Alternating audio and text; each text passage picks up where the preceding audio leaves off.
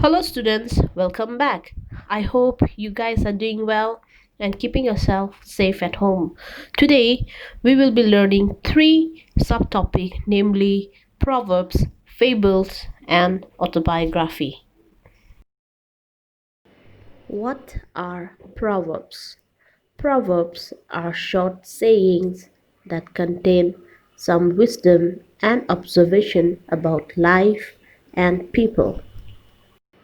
It is popular and memorable and short to the point.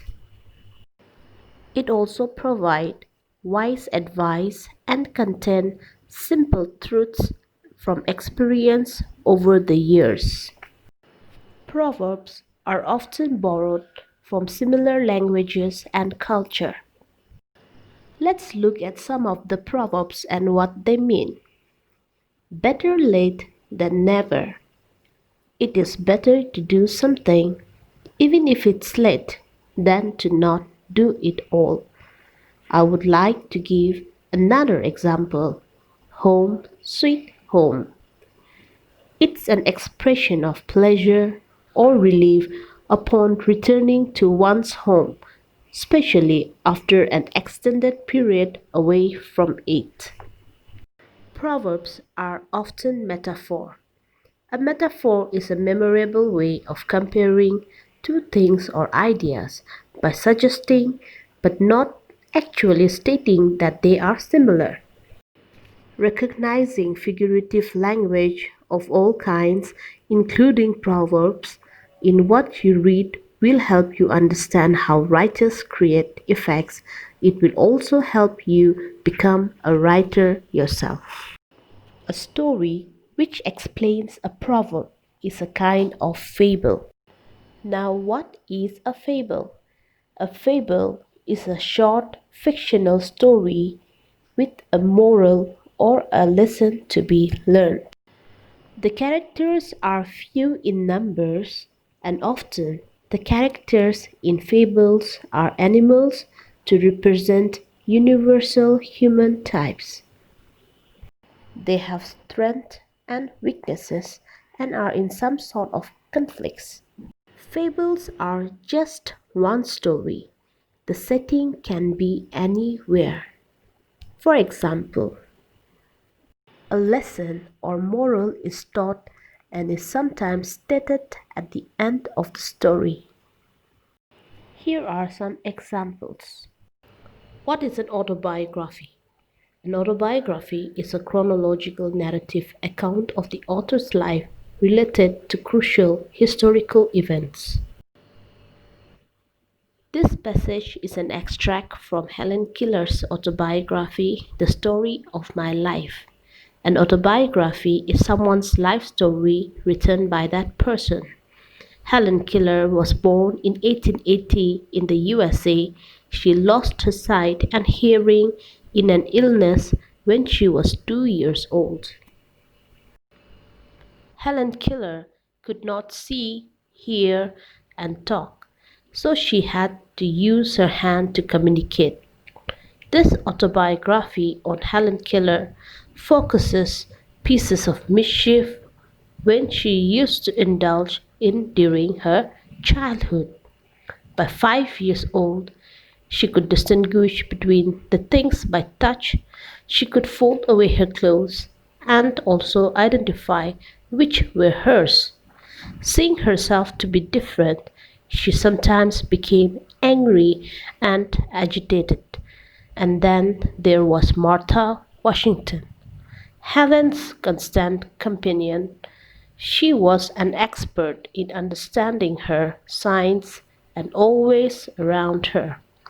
Helen always boasted around and Martha never complained about. Martha Washington was the daughter of their cook. Together they made dough balls, ice creams, and went for egg hunting. Usually, an autobiography is a sketch of the author's entire life, often from birth up until the time of writing. When you write an autobiography, you start with your earliest memories. An autobiography is usually structured based on chronological timeline. Arriving at a new home. It is a passage from Cedar with Rosie by Laurie Lee, a memoir about the feelings of a young boy whose family moves from town to the country. In this memoir, young Laurie Lee gives a 3-year-old's perception and misconception. Laurie was brought to his new home, a cottage in which he is to share with his mother, brothers, and sisters until he is almost 20. It is a ragbag of memories from his first year there, his terror on first arrival when he was alone for the first time in his life, his discovery of teeming abundance of nature all around him. Laurie crawls among forests of household objects. He believes autumn is a season and the war's end mean the end of the world. Here we see a memoir focuses on one aspect of the author's life. Many people write memoir to talk about their experiences in a war, their careers, or their family life. Memoirs usually cover a relatively brief span of time, and their main purpose is to draw the reader's attention to a specific theme or circumstances.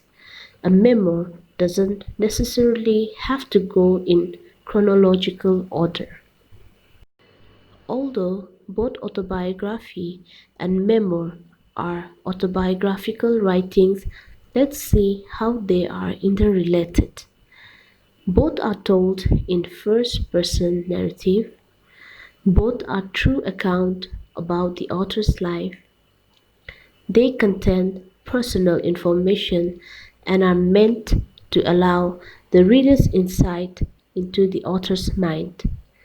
Both are in depth, but memoirs are often considered the more personal of the two. The basic principles of structuring the autobiographical essay are introduction, main body, conclusion. Follow these simple rules. Read a well known autobiography, think over your life, make a list, pick one point from your list, brainstorm ideas, provide an outline, create a draft, proofread your writing, get feedback, and write the final copy. That's all I have for you. Till then, stay safe and stay tuned.